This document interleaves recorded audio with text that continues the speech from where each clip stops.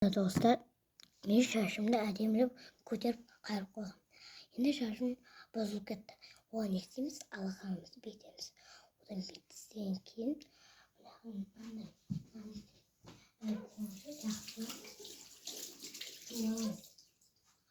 әсіресе алақанымызды қатты жуамыз, одан бетеміз.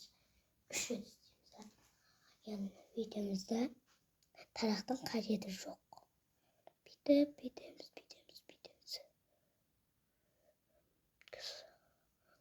Ama kurtlarınızı alqanlara su bitkeniga keyin mana o'rtacha bo'ladi. Odayin mana osnay suv aqmay turib mana üstü bo'lib kerak mana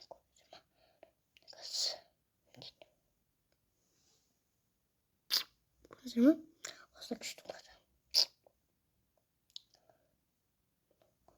videoga ispartasa, nima yazsangiz